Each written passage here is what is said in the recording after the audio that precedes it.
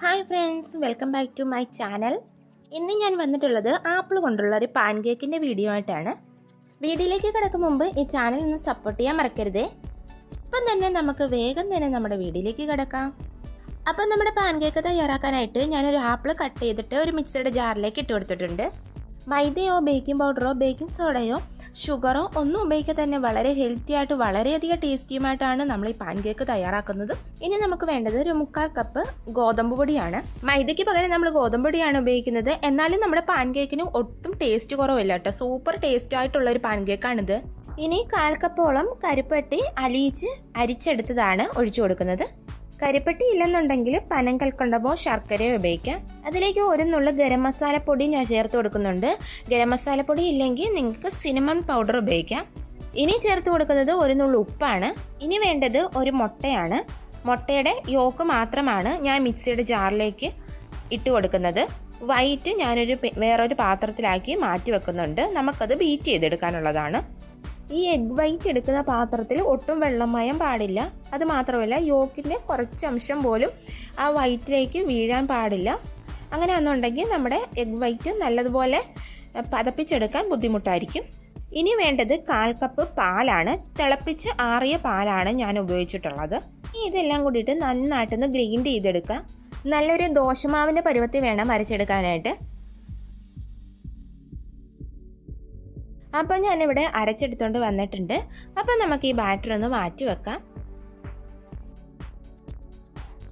ഇനി മാറ്റി വെച്ചിട്ടുള്ള എഗ് വൈറ്റ് നല്ലതുപോലെ ഒന്ന് ബീറ്റ് ചെയ്തെടുക്കണം. നല്ലപോലെ ബീറ്റ് ചെയ്ത് നല്ലതുപോലെ പതഞ്ഞ് നല്ലൊരു ക്രീമി സ്ട്രക്ചറായിട്ട് വരണം. എന്നാൽ മാത്രമേ നമ്മുടെ പാൻ കേക്ക് നല്ല സോഫ്റ്റായിട്ട് വരത്തുള്ളൂ. നമ്മൾ ബേക്കിംഗ് സോഡയോ ബേക്കിംഗ് പൗഡറോ ഒന്നും ചേർക്കുന്നില്ല. അതുകൊണ്ട് തന്നെ നമ്മുടെ ഈ പാൻ കേക്ക് വളരെയധികം സോഫ്റ്റായിട്ട് വരാനുള്ള ഒരു ട്രിക്കാണിത്. ഒരു ഇലക്ട്രിക് ബീറ്റർ ഉപയോഗിക്കുകയാണെങ്കിൽ അതായിരിക്കും ഏറ്റവും നല്ലത്. ഇല്ല എന്നുണ്ടെങ്കിൽ ഇതുപോലെ ഒരു വയർലെസ് വിസ്ക് ഉപയോഗിക്കാം. ഇതുമില്ലെങ്കിൽ ഫോർക്ക് ഉപയോഗിക്കാം. ഇപ്പോൾ നല്ലൊരു ക്രീം പരുവത്തിന് കിട്ടിയിട്ടുണ്ട്. ഇനി നമ്മുടെ ബാറ്റർ പതപ്പിച്ച് വെച്ചിരിക്കുന്ന എഗ് വൈറ്റിലേക്ക് ഒഴിച്ചു കൊടുക്കാം. അതിനുശേഷം കട്ടകളൊന്നുമില്ലാതെ നല്ല രീതിയിലൊന്ന് മിക്സ് ചെയ്തെടുക്കണം. വേണമെങ്കിൽ ഈ വയർലെസ് വിസ്ക് ഉപയോഗിക്കാം. അല്ലെന്നുണ്ടെങ്കിൽ ഇതുപോലെ ഒരു സ്പൂൺ ഉപയോഗിച്ച് നല്ല രീതിയിൽ മിക്സ് ചെയ്തെടുക്കാം. ഒട്ടും കട്ടകളോ ഒന്നും പാടില്ല.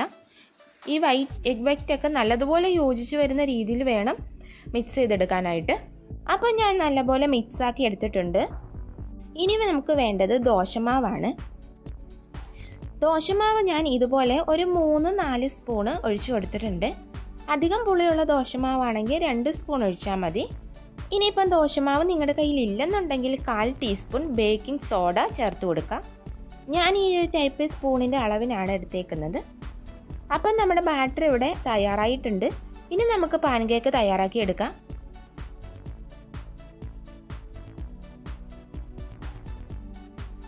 അതിനായിട്ട് ഞാനൊരു പാൻ ചൂടാകാൻ വേണ്ടി വെച്ചിട്ടുണ്ട്. അതിലേക്ക് ചെറുതായിട്ടൊന്നൊരു നെയ്യ് തൂവി കൊടുത്തിട്ടുണ്ട്. ചൂടായ കല്ലിലേക്ക് ഓരോ തവി മാവ് വെച്ച് കോരി ഒഴിച്ച് നമുക്ക് പാൻ കേക്ക് ചുട്ടെടുക്കാം. മാവ് ഒഴിക്കുന്നതിന് മുമ്പ് തീ സിമ്മിലാക്കി വെക്കണം. ഒഴിച്ചതിന് ശേഷം ആ ഹോൾസൊക്കെ വരുന്നത് വരെ നമ്മൾ തീ ഒന്ന് ഹൈ ആക്കി വെക്കണം. അതിനുശേഷം തീ കുറച്ചിട്ട് സൈഡൊക്കെ മുരിഞ്ഞ് വിട്ടൊന്ന് വരുന്ന സമയത്ത് നമുക്ക് തിരിച്ചിട്ടാം. അങ്ങനെ ഓരോ പാൻ കേക്കായിട്ട് ഞാനിവിടെ ചുട്ടെടുത്ത് മാറ്റി വെക്കുന്നുണ്ട്. അപ്പോൾ വളരെയധികം ടേസ്റ്റിയും ഹെൽത്തി ആയിട്ടുള്ള പാൻ കേക്ക് ഇവിടെ തയ്യാറായിട്ടുണ്ട്. കുട്ടികൾക്കൊക്കെ സ്നാക്സ് ആയിട്ടൊക്കെ കൊടുത്തുവിടാൻ പറ്റുന്ന നല്ലൊരു പാൻ കേക്കാണിത്. വളരെയധികം ഹെൽത്തി ആയിട്ടാണ് നമ്മളിത് തയ്യാറാക്കിയിട്ടുള്ളത്. മൈദയോ സോഡാപ്പൊടിയോ ബേക്കിംഗ് പൗഡറോ ഷുഗറോ ഒന്നും തന്നെ ഇത് ചേർക്കാതെയാണ് ഈ പാൻ കേക്ക് തയ്യാറാക്കിയിട്ടുള്ളത്. അതുകൊണ്ട് തന്നെ കുട്ടികൾക്ക് എത്ര വേണമെങ്കിലും നമുക്ക് കഴിക്കാനായിട്ട് കൊടുക്കാനും സാധിക്കും. അപ്പോൾ വീഡിയോ ഇഷ്ടപ്പെട്ടാൽ ലൈക്ക് ചെയ്യാനും ഷെയർ ചെയ്യാനും സബ്സ്ക്രൈബ് ചെയ്യാനും മറക്കരുത്. മറ്റൊരു വീഡിയോ ആയിട്ട് കാണും വരെ ബൈ.